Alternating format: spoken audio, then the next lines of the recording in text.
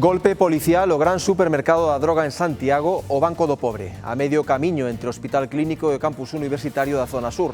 Hai 5 persoas detidas que poderían ser as irmás que xestionan o negocio, coñecido en toda a cidade. Hoxe falamos cunha testemuña que viu a redada e que sabe ben o que ali hai.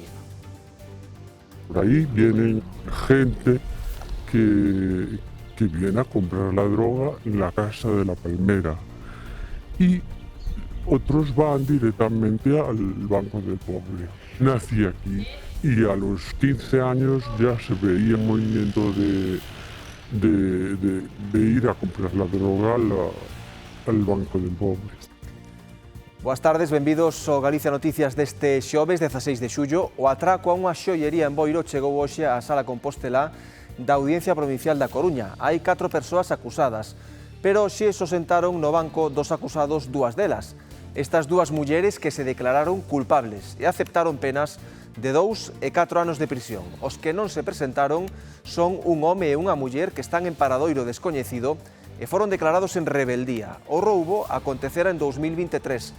Levaran xoias valoradas en 60.000 euros. Prácticamente casi non pasan nin os tratores. Se tives pasar tratores, reducen a velocidade e pasan, non sabes, normalmente un trator, ainda que lle día para diante é igual, pero cando lle notas casi aos tratores que non poden, non sabes, eso é, aquí este tramo está, se dá pena. Eu fui un misionero e a única maneira que tiñamos de protestar é facendo as celebracións eucarísticas, de chamar a atención e de unir o povo para que se deran conta de que teñen uns dereitos que non se poden violar, neste caso o de comunicación.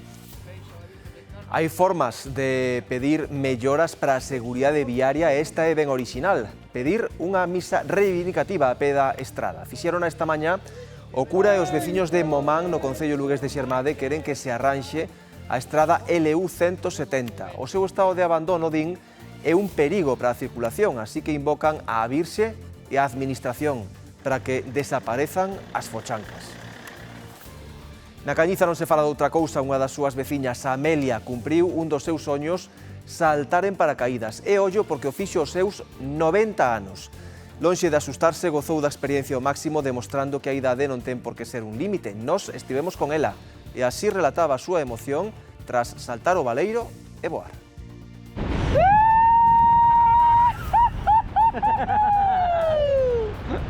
Encantada de ver e de mirar para un lado e para outro. Ele era moi simpático. Mostrábame todo, mire para ali o que se ve, mire para outro lado o que se ve. Despois deu os cousos deso para girar o para caída, para girar, eu que girara para aquí e para ali e que mirase o que me parecía. Pasino encantadamente. Ai, pasino, que quixera estar máis tempo arriba.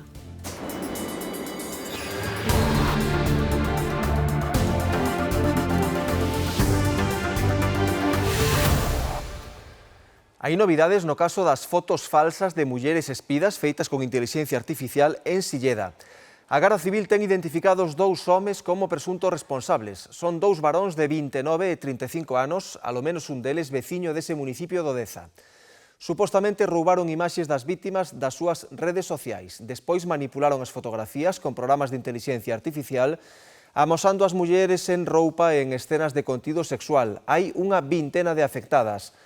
A Garda Civil lembra que a creación e difusión de imaxes íntimas manipuladas sen autorización é unha vulneración grave dos dereitos das persoas e ten consecuencias penais. Segunda xornada do xuízo contra o home acusado de intentar asasinar a súa exparella queimándoa con gasolina ás portas da súa casa en Vigo. Na primeira, este martes pasado, declarou non lembrar nada do acontecido, aínda que despois, o decatarse de que fixera algo malo, se arrepentiu e se entregou á policía. Dixo que esa noite consumira drogas. A vítima sufriu queimaduras graves por todo o corpo e aínda se recupera das feridas físicas e psicolóxicas da agresión. A Fiscalía solicita por acusado 22 anos de prisión polos delictos de acoso, lesións físicas e tentativa de asasinato con aleivosía e asañamento, coas agravantes de xénero e parentesco. Macrorredada no Banco do Pobre, o principal supermercado da droga en Santiago. Segundo parece, hai 5 persoas detidas que poderían ser as irmás que xestionan o negocio coñecido en toda a cidade. Falamos cunha testemuña tanto da redada como do movimento que hai dentro. Hoxe toca redada. Con esta mensaxe empezaron a rular os vídeos da entrada da policía no hipermercado da droga de Compostela, helicóptero e cans incluídos. El helicóptero andaba por aquí toda la mañana. Ahí alrededor de la casa donde venden y todos alrededor, y le echaron la puerta abajo y fue a un chico y bueno, le pegaron a tope y eso. Y no sé qué le cogieron ni nada. Non quere dar a cara porque foi comprador habitual moito tempo e aínda que asegura que xa non, sabe o que se move dentro e que non move. Ellas, todas ellas, venden todas ellas, son todas hermanas. Una vivienda, una sola. Claro, esa es la del hierro. Aquí tienen la puerta de hierro delante. Se compra y cada uno consume donde la gana, por ahí, cualquier lado. No entra esa banana. Tamén se sabe que o xalí non se compra. De feito, na zona, na avenida de Barcelona, hoxe hai menos ir e vir de toxicómanos, o que viña sendo a imaxe habitual. É unha mañá moi tranquila e medín os dos negocios, o sea que, bueno, é unha alegría, a xente está moi contenta en principio, porque, lógicamente, é unha boa noticia. Os edificios, pois, encontras a xente pois, en uns estados lamentables, a veces non sabes se están mortos porque están en estados pois eso que preocupan. Son décadas dun negocio familiar que foi pasando de xeración en xeración. Nací aquí y a los 15 años ya se veía movimiento de... Empezó con un señor que se embarcó y vino y se conoce que le interesó lo que es la venta de drogas y ahí empezaron. Creo que estuvo en la cárcel, luego la familia y ahora está la hija. No barrio celebran a redada pero con precaución. Non é a primeira e temen que tampouco sexa a última. Yo creo que no. O los llevan todos a la cárcel o se tiran esas casas, que no va a cambiar. Volverán a hacerlo otra vez. No tardará mucho volver a vender otra vez. De momento apenas trascendeu información oficial, pero falase de rexistros en 3 vivendas e de 5 persoas detidas. Supónse que as irmás mañá poderían pasar a disposición xudicial. Só 2 das 4 persoas acusadas polo atraco a unha xoiería en Boiro en 2023 puideron ser xulgadas hoxe na Audiencia Provincial de Santiago. Os outros 2 coautores, un home e unha muller, están en paradoiro descoñecido e foron declarados en rebeldía. As 2 mulleres confesáronse culpables dos feitos e aceptaron penas de 2 e 4 anos de prisión e o pagamento dunha indemnización de 60.000 euros, que é o valor das xoias roubadas. Liliana e Caterina foron as únicas que sentaron hoxe no banco dos acusados para responder polo atraco que perpetraron xunto a outra muller e un home nunha xoiería de Boiro. Estes últimos están en paradoiro descoñecido e foron declarados en rebeldía. Liliana e Caterina aceptaron un acordo de conformidade coa Fiscalía esta mañá. Declaráronse culpables dos feitos que se lles imputaban. As 2 recoñeceron que planificaron o asalto entre os 4. Alugaron un coche e o 2 de marzo de 2023 foron ata Boiro. Caterina e outra acusada quedaron vixiando mentres Liliana e outro home entraron na xoiería Sande, agora desaparecida. Interesáronse por unhas xoias e mentres a propietaria Pilar activaba a apertura da caixa forte, entrou unha clienta habitual.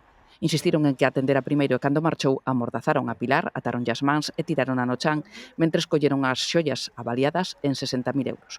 Fuxiron os 4 nun coche. A clienta que sospeitou da actitude da parella volveu á xoiería, atopou a Pilar tirada no chan e alertou a Garda Civil. Ao pouco tempo lograron identificar os asaltantes. O home foi enviado á prisión provisional, pero cando saiu aos 3 meses, fuxiu. Outra das atracadoras tamén desapareceu. Supostamente están fora do país. Só Liliana e Caterina acabaron no banco dos acusados. Liliana foi condenada a 3 anos e 9 meses de prisión polos delitos de roubo con violencia e intimidación, detención ilegal e un delito leve de lesións. Aplicaronlle atenuante de drogadicción. Caterina aceptou unha pena de 2 anos de cárcere polo delito de roubo. Ambas deberán indemnizar a vítima con 60.000 euros, o valor das xoias. As penas de cárcere quedan suspendidas e condicionadas a que non volvan delinquir no prazo de 5 e 3 anos, que paguen a indemnización e no caso de Liliana que siga co tratamento de desintoxicación que realiza en Ribeira. Detido un veciño de Villalba por roubar nunhas 14 casas da Terra Chá. A Garda Civil interveulle obxectos valorados nuns 30.000 euros. Elixía casas illadas aproveitando a ausencia dos propietarios.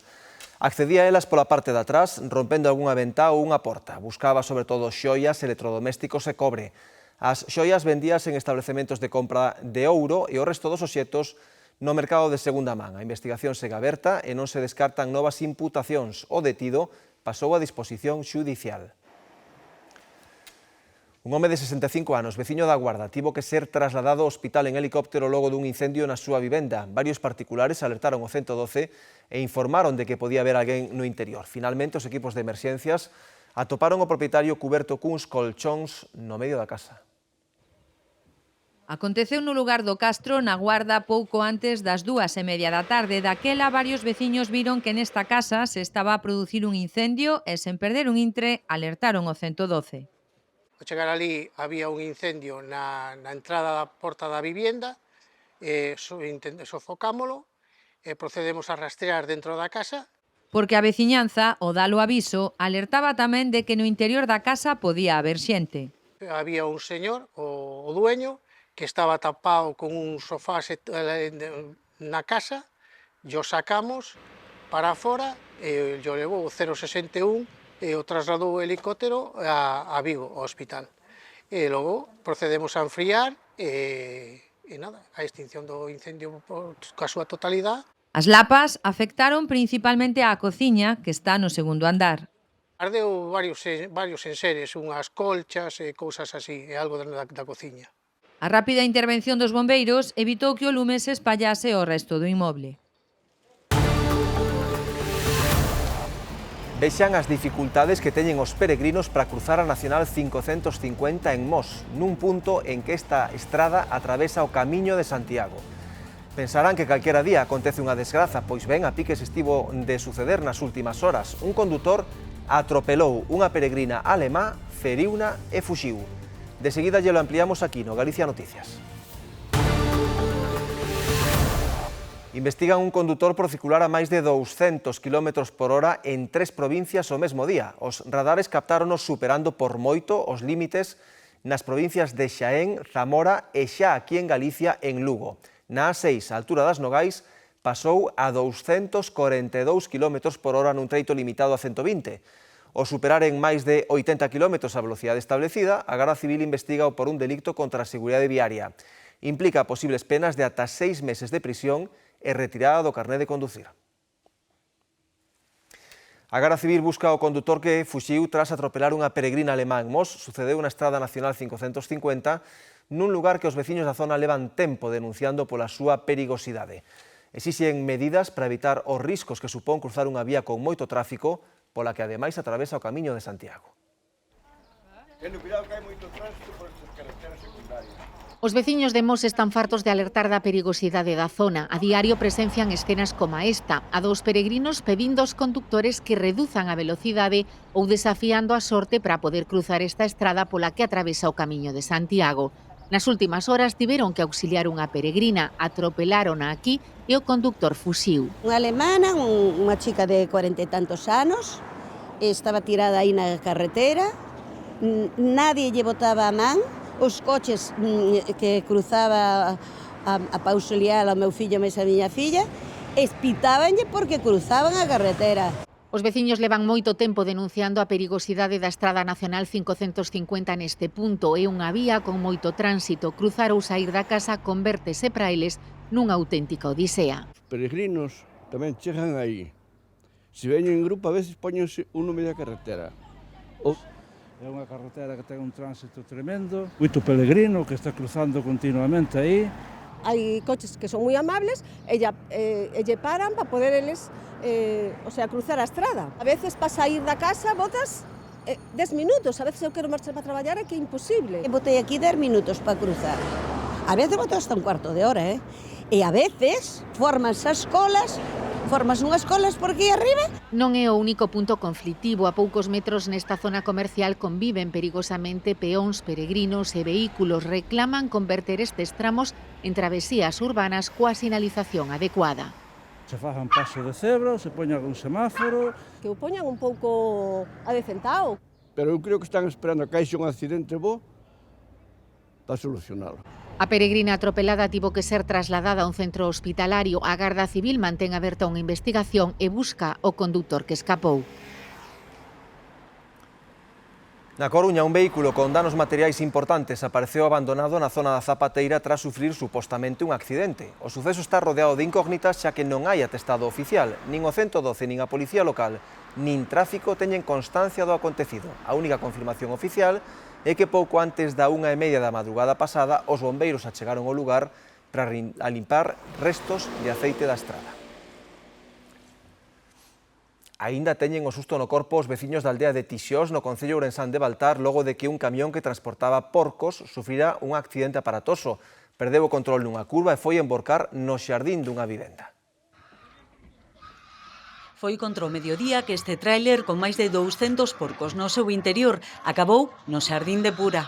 5 minutos antes eu estaba allí poñendo esas pedriñas e regando. Sonou unha lavadora, os chavales viñan ali, o camión viña ali, dijo que guai, que ven aí cerdos, ven aí porquiños. E nisto eu collo a tina da lavadora, ca roupa, e xa sinto, pum, salín por aquí o jardinciño pequeniño, e xa vexo estou aquí todo tirado. O camión, os porcos, todos por aí voando. O camión saíra apenas uns minutos antes dunha granxa da localidade próxima da Bullosa. Foi cando pasou por Tixós e despois de 2 curvas que o camión quedou emborcado sobre o lado dereito. Súper, 5 minutos antes ya lavou. Esta estrada comunica Baltar con Portugal, por iso é frecuente que pasen por aquí non só bastantes coches, senón tamén camións de grande tonelaxe. Hai 2 curvas e tamén non é a nivel, esas 2 curvas tendría que poner algo para parar la gente que anda un poquito más despacio, sí, porque esta es la carretera que también sigue a Portugal, es una carretera muy con muchos camiones, mucho de todo. Tanto o Concello como os veciños apuntan que é preciso mellorar a sinalización na zona. O de onte, din, puido resultar fatal. Agora, cando vayamos por ali, atentos. É que aparecen así cousas que non saben. O importante é evitar sustos é que non vai a maiores, porque isto pode ser bastante peor. Se un pouquiño antes, vai a casa. E eles dentro. Arredor de medio cento de porcos dos 210 que viaxaban no camión faleceron no sinistro. Os condutores tan só resultaron feridos leves. Os xóferes saliron bastante ben. Diñe casa e comida e bebida o que lle fixo falta, estivemos aquí todo o día. Marcharon ás 9 da noite, non tases. Dende as 12 da mañá ata máis alá das 7 da tarde, a estrada permaneceu cortada mentre se recuperaban os animais e os guindastres levantaban o camión. Un vehículo espetouse en Sarria contra o escaparate dunha tenda. O condutor perdeu o control tras esquivar un viandante que cruzaba un paso de peóns. Soubo que lamentar danos materiais na parte dianteira do automóvil e no escaparate do comercio. O sinistro sobresaltou as persoas que camiñaban pola zona ou tomaban algo a primeira hora da tarde nas terrazas de bares e cafeterías próximas e que escoitaron o estrondo do impacto. Coincidindo co Día do Carme, o cura de Momán en Xermade oficiou unha misa reivindicativa a pé de estrada. Nela pediu a intercesión da Virxe para que sexa arranxado o pavimento da LU 170. Retomou as misas reivindicativas a pé de estrada para reclamar a mellora da rede viaria desta parroquia de Xermade. Coincidindo co Día do Carme, pediu a intercesión da Virxe para que sexa arranxada a LU 170, unha vía duns 30 km de longitude que une Parga con Cabreiros. Segundo denuncian os veciños, no seu último tramo encontrase en tan mal estado que resulta intransitable. Prácticamente casi non pasan nin os tratores, que tipes pasar tratores e reducen a velocidade e pasan, non sabes, normalmente un trator, ainda que lle día para diante igual, pero cando lle notas casi aos tratores que non poden, non sabes, eso é, aquí este tramo está, te dá pena. Moi mal. E de noite, pois xa case é imposible, xa é un día de niebla, xa os pondas pillar. Hai unhas fuchancas criminales, é que non se pode nin andar. Eu acabo de cambiarlle as rodas ao coche meu, por desgracia, teñollas que cambiar as 4 xuntas, son 1000 e pico euros. Non é unha broma, viña saltando como un cabrito. Non se circula por aquí, non se pode circular. Está todo, estamos incomunicados de todo. Ademais de pedir a protección da Virxe para todos os usuarios da vía, na súa homilía o crego reclamoulle a Xunta unha actuación de urxencia para recuperar a seguridade viaria nesta estrada de titularidade autonómica. Estamos falando da Virxen do Carme, unha nai que experimentou o dolor e sufrimento dun fillo aos 33 anos que o tiña diante dela. Canto dolor sufreron moitas nais en accidentes de tráfico, é unha chamada de atención, porque despois nos lamentamos, te poñemos as mans na cabeza. Dira unha nai que mora seu fillo, a ver, é que non hai medicina ninguna para calmar tanto dolor. O párroco de Momán iniciara as súas misas reivindicativas hai agora 10 anos, cando reclamará a mellora da estrada provincial que une Momán e As Pontes, xa arranxada.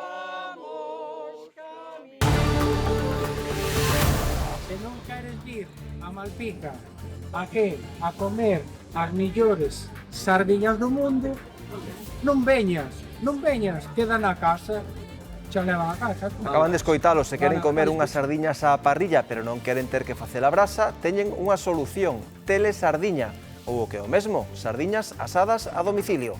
A idea naceu en Malpica, de seguida falamos cos seus promotores no Galicia Noticias. Alerta laranxa por chuvias e treboadas para este xoves nas zonas do centro da montaña da Mariña de Lugo. Nalgúns puntos, a EMET predit que poden caer ata 30 litros por metro cadrado entre as 2 e as 9 da tarde, mesmo con Sarabia e episodios treboentos. Pro resto da provincia de Lugo, a alerta é amarela, igual que no interior da provincia da Coruña e en Valdeorras. Cunha soa chamada é posible gozar dunhas sardiñadas sen ter que manchar a grella nin encher a cociña de fume e de cheiros. Vexan. Se non queres vir a Malpica, a que? A comer as millores sardiñas do mundo, non veñas, queda na casa, xa leva a casa, vámonos.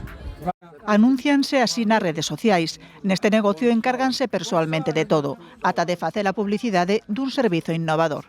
A xente chámanos, oye, pois mira, pas 8 da tarde queremos tanta ración de sardiña. Levamos a sardiña malo pan, collemos un tupper e levamos como se fóramos os americanos, os telepizza, pero somos de Galicia. As sardiñas van directamente do Porto á grella. Peixe de Malpica, ao poder ser, cando non hai moito nordeste, temos aquí buscar ali a Coruña ou a Laxe, ou que é onde máis próximos tean. Os barcos xa nos chaman, levamos a sardiña especial, xa chaman a sardiña Conchita. Levamos a sardiña Conchita, xa vamos buscalas e listo. Preparan na grella o xeito tradicional e cando están listas saen con elas ao reparto. Vale, pois moitas gracias. Os clientes din que o que as proba repite. Comerán 5, comerán 10, pero sí, repiten, sí, porque están moi saborosas e funciona moi ben. Porque saben moito, estas sardiñas son materiales, son as mellores que hai, de verdade. Está moi boa a sardiña esta. Neste negocio tamén ofrecen outros servizos. No verán montan o posto en Malpica e van ademais a outros lugares. Nós tamén temos para eventos, chamamos eventos. No mês de junio, pois, a verdade que foi moi bo, chamamos para cumpleaños, cando son 80 ou 100, pois vamos tamén. Facemos sardiñas, e moitas veces facemos churrasco máis pulpo tamén, Pero, bueno, nós somos de sardiñas. Todo isto para que calquera poida gozar deste prato típico do verán, sen complicarse a vida. Estamos a 16 de xullo e esta é unha data sinalada no calendario galego, celébrase o Día do Carme. Demetrio. Si hoxe en todas as vilas mariñeiras se celebran esas procesións tan chamativas e tan importantes e tan sentidas que é a Virxe do Carme. Agora, precisamente en Aguillo, onde nos atopamos, poden ver precisamente este instante no que acaba de chegar despois desa ofrenda floral que se fai no mar para os mariñeiros falecidos e tamén para protexer aos mariñeiros que continúan en activo, que teñen por diante todos os seus traballos. Precisamente acaba de chegar agora a Porto, en breves instantes se procederá tamén a desembarcar a figura da Virxe do Carme. Día grande hoxe para a xente do mar, unhas procesións sentidas en toda a nosa xeografía nos nosos povos costeiros. Os barcos xa están de gala e os veciños e veciñas tamén. É a imaxe en case calquera vila mariñeira no Día do Carme. É o día de celebrar a patroa e protectora da xente do mar. Especial. É especial o día aquí, é especial cando estás no mar tamén, que acordaste se cadra máis no mar do Carme. Para o mariñeiro representa todo porque é a nosa patrona. Representa un día moi grande. E para a Virgen do Carme, para o mariñeiro é jefe, non é patrona, non? Somos un pobo mariñeiro, entón celebrar o día da patrona pois sempre se dá un sentimento moi bonito. En Cabo de Cruz ultiman os detalles para recibir a Virxe no barco. Levala a bordo é un honor para calquera patrón. Pois representa moito porque, a ver, é a Virxen nosa, é a Virxen do mar e para nós é fundamental. O jefe da empresa tamén ten un aprecio especial e é un orgullo. Vívese con devoción unánime entre os mariñeiros e tamén entre os que non traballan no mar. Cada ano estas celebracións atraen centos de turistas. Espectacular, la pena es que no podemos ir en un barco detrás de ella. Que no se pierdan las tradiciones. Para mí son muy bonitas las tradiciones. E o programa da festa é o tradicional nun día como a hoxe, procesión a pé, salve mariñeira, misa e embarque para sacar navegar a Santa. A procesión marítima coa homenaxe aos falecidos no mar é o momento máis celebrado e máis emocionante da xornada. É unha ofrenda aí afora na punta, aí botas a corona ao mar. Xente, por exemplo, familiares que lle morreron no mar, pois claro, é unha cousa moi emotiva, porque a xente recorda. É o Día da Estrela dos Mares e tamén a festa das Carmes, Carmiñas e Carmelas. Cuñada, Carmen, madre, Carmen, irmá, Carmen, ou sea aquí. Pois, bo día do Carmen, e felicidades a todas as Carmenes. A protagonista da nosa próxima historia soñou dende nena con poder voar e agora aos seus 90 anos cumpriuno. Ven de saltar en paracaídas e xa está pensando na súa próxima experiencia no aire.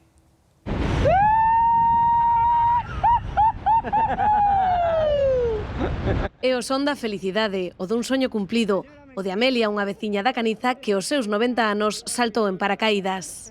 Ai, que sensación máis buena. A que sí? Cunha caída libre a 200 km por hora, estaba tan a gusto no aire que se botou a cantar. Non che quero dar máis pena nin ao mundo que falare. Xa en terra Amelia contanos que non tivo medo nin no momento do salto.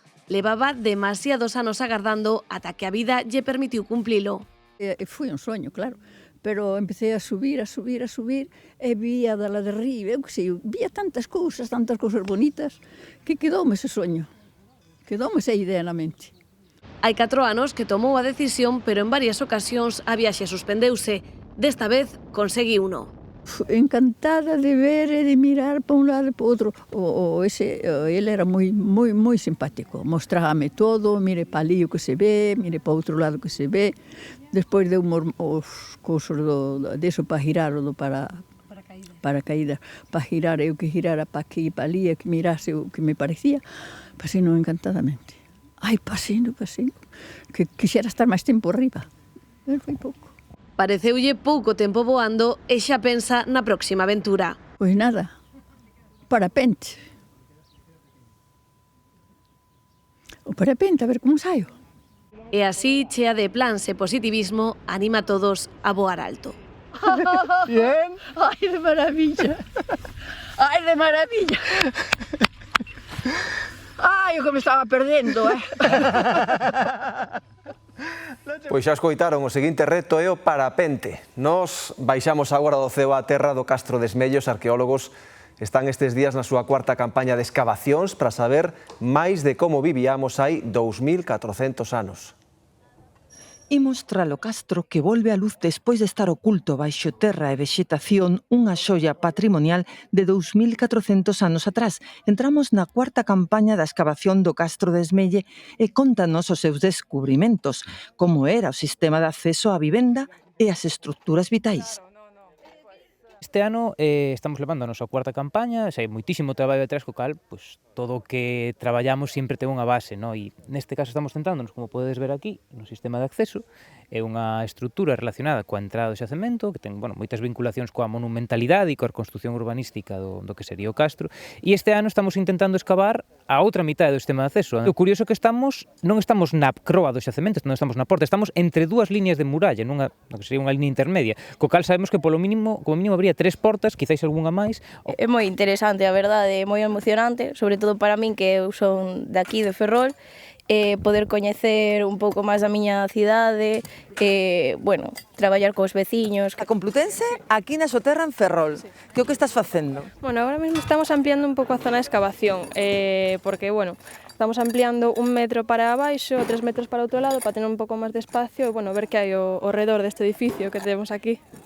Todo un equipo de arqueólogos, estudantes e voluntarios emocionados por ver emerxer a cidade, pouco a pouco, capa a capa de historia. Veu dende Melbourne a Esmelle por segundo ano, moi interesado no urbanismo do Castro e de como van saindo a luz as distintas estruturas. Estou aquí un pouco para aprender, para ir collendo soltura e que me digan como se van facendo as cousas, sobre todo de cara ao futuro, non? O sea, ver un pouco que hai tamén a arqueoloxía en Galicia. Temos alumnos de moitas partes da Universidade de Santiago, da Universidade de Coruña, pero tamén da Complutense, da Sevilla. Temos ata un rapaz que ven de Melbourne, que é o segundo ano que ven, volveu aquí simplemente por o valor que ten esta excavación para ele e por o valor que representa, ¿no?